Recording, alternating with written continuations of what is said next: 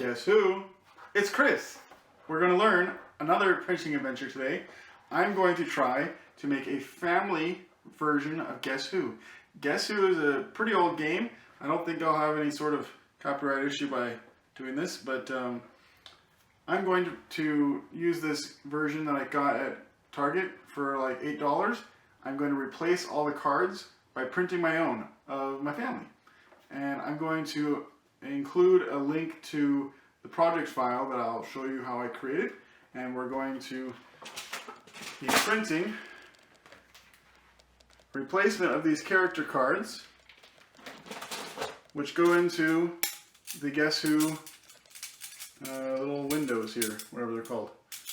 So when you're playing Guess Who, instead of playing with these cartoon characters, you can play with your family members that maybe you don't see very often, and you want your kids to remember their names and things like that. It's just kind of a fun little project, and I hope you enjoy.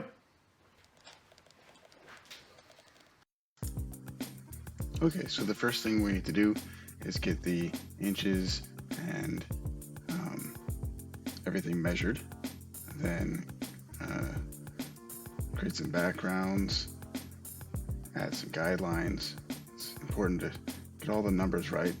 I definitely did not do that the first try, which you'll see later. So if you use columns, you can, we already know we have 8 columns and 3 rows, so we can use the margins to get the 1/8 inch on the outside, and then we have the columns and rows in there. Now if you use a frame lets you put another smart object or image into it. So you can see on the right side of the top right, there's a place to edit the width and height, get it very direct, get the offset from the X and Y on the top left. I figured out how to do that for the, the top one, but I'm making so many mistakes on math in this, I kind of give up a little bit. And as long as I had the consistent heights, I wasn't really trying to get the offset 100% perfect. This is not something I'm doing for like sales or something where you want to have perfection. This is just a little project for fun. So I'm working around trying to figure out how to copy this thing. You need to grab the two, select the 2 layers on the right, and when you copy paste, you can get it where you need to. And see those little purple lines? Those kind of use the things around it to let you try to line them up. Once you create some groups, you can select everything and duplicate an entire row and then get it where you want. Again, I wasn't really getting this down to perfection. If you wanted to, you could get it a little bit nicer. So I wasn't quite ready at the time to put all my family's faces in there. So in a second you'll see that I'm going to create some fake faces just as a template. And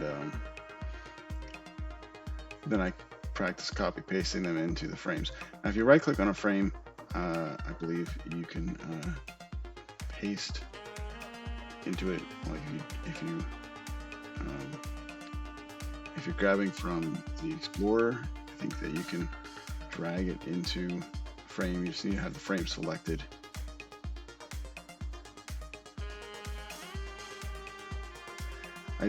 I recorded this and wasn't really working on brevity and conciseness. I just wanted to get things working. I originally made this in another Guess Who format, and was just planning on printing that, but the Guess Who that I bought at Target was a new format. The one I previously had was like Superhero Squads or something like that. This one is just more of a generic Guess Who. But they had different templates for the character cards. height sizes, and so yeah, this lets you see how I created it. So all these guidelines also act as a useful thing to snap when I was doing the frames. If you saw earlier, um, you can select the when you're putting something in, you can put it toward, like for example, if you want to do selection, you want to select a box, you can grab the top left and drag it down to the bottom right of a box, and it'll snap the selection to that frame. If you wanted to get each of these things even more accurate, you could create the whole card as a smart object and then duplicate that into each of these. Then you need to replace the contents.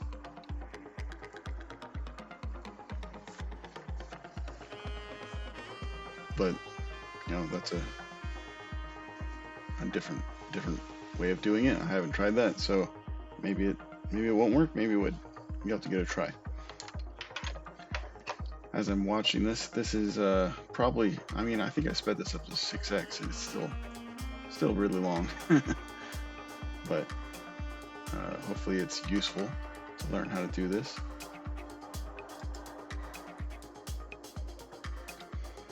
So when I was doing this before, I hadn't numbered these rows and columns, and it became a lot harder to find the one I wanted to replace. So I learned my lesson, and I'm trying to put them in order.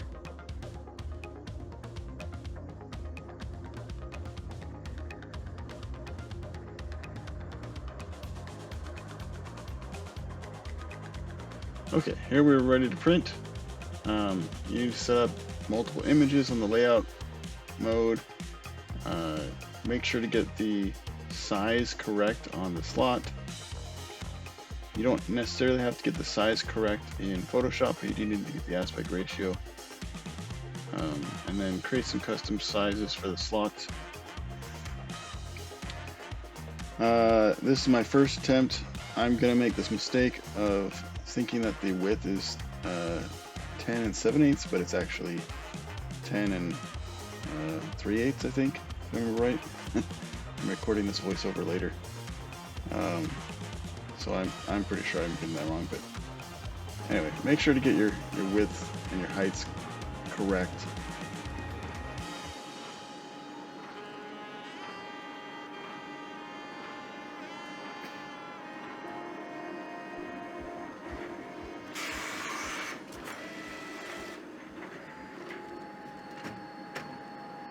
Let's see how well I did on measuring.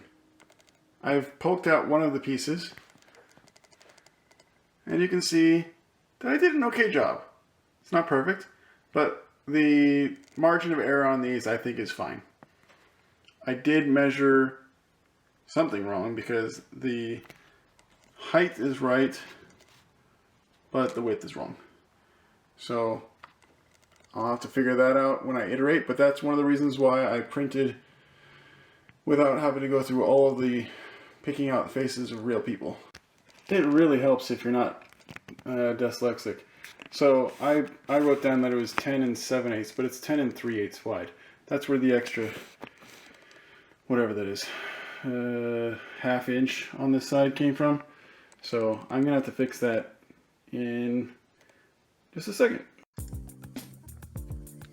Okay, so first thing you need to do is set the canvas size proper, and then you need to redo all the grid lines, and then move all these frames. This is a little bit tedious.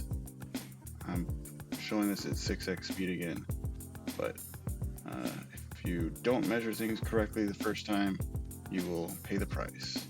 So measure twice, cut once, or if you're dyslexic, measure like 3 or 4 times. It's still going to save you time. All of these, I mostly just want to get roughly centered. There's no really good way that I know of doing it. I'm sure that there is. If you do have suggestions, show me in the comments, but I'd love to know how to say center it within this frame when it's not even in the frame. Alright, let's give this one more try. I need to correct all the slot sizes that I previously put in. These took about 1 minute and 6 seconds to print and about $1 each. Paper is 60 cents per foot. I'm doing, I think, 7 inches.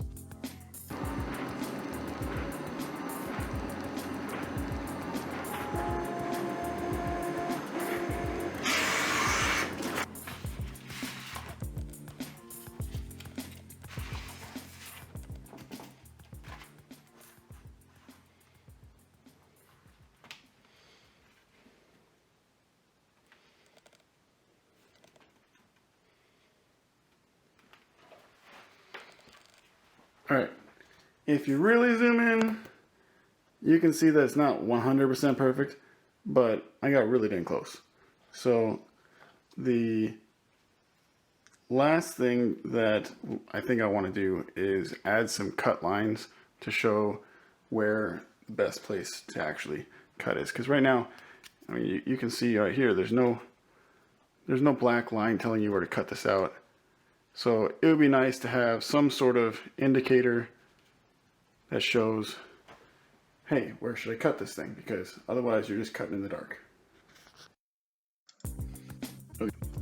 If you start your line right around where the guideline is, and then hold the shift button, and then drag it, it will go in a straight line. If you're next to the guideline, it will snap to that guideline. So this goes real fast and super easy.